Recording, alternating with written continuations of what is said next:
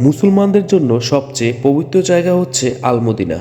এটি ইসলামের ইতিহাসের প্রাচীনতম গুরুত্বপূর্ণ স্থানগুলোর একটি।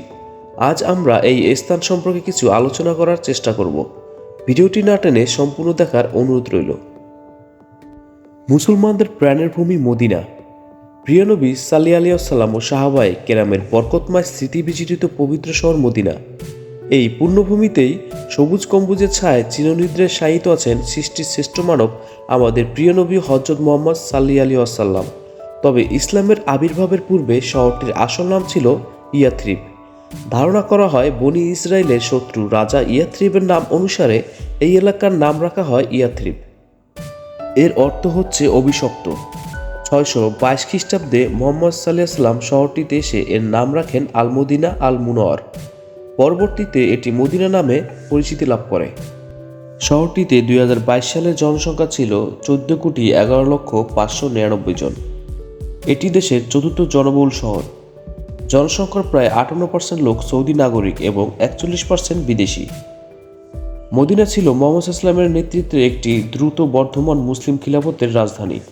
এটি কার্যক্রমের ভিত্তি এবং ইসলামের দোলনা হিসাবে কাজ করে, যেখানে মুহাম্মদ ইসলাম উম্মাহ মদিনা নাগরিক এবং তাদের সমন্বয়ে গঠিত।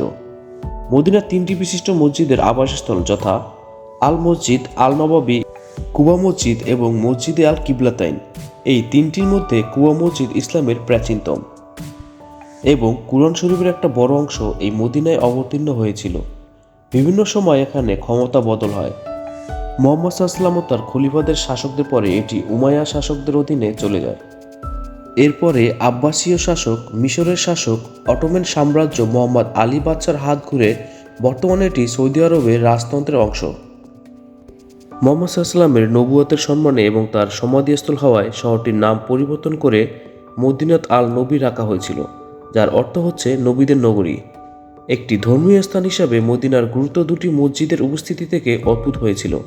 একটি মসজিদ কুবা এবং অন্যটি আল মসজিদ আল নববীর। এই দুটি মসজিদই মুহাম্মদ সাল্লাল্লাহু নিজেই তৈরি করেছিলেন।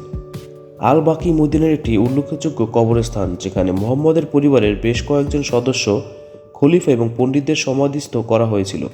ঐতিহাসিকভাবে মদিনার অর্থনীতি খেজুর বিক্রি এবং অন্যান্য কৃষিকাজের উপর নির্ভরশীল। 1920 সাল পর্যন্ত অন্যান্য সবজির সাথে এই এলাকায় 139 জাতের খেজুরের চাষ করা হচ্ছিল। ধর্মীয় পর্যটন মদিনার অর্থনীতিতে একটি প্রধান ভূমিকা পালন করেন। ইসলামের দ্বিতীয় পবিত্রতম শহর হওয়ায় এবং অন্যান্য ঐতিহাসিক ইসলামিক অবস্থানে অধিষ্ঠিত, এটি 7 মিলিয়নেরও বেশি বার্ষিক দর্শনার্থীকে আকর্ষণ করে, যারা হজ মৌসুমে হজ পালন করতে আসে এবং সমগ্র ওমরা জুড়ে। আজকের ভিডিও এই পর্যন্তই। ভিডিওটি সম্পূর্ণ দেখার জন্য ধন্যবাদ। আর ভিডিওটি ভালো লাগলে অবশ্যই একটা সাবস্ক্রাইবের অনুরোধ থাকবে।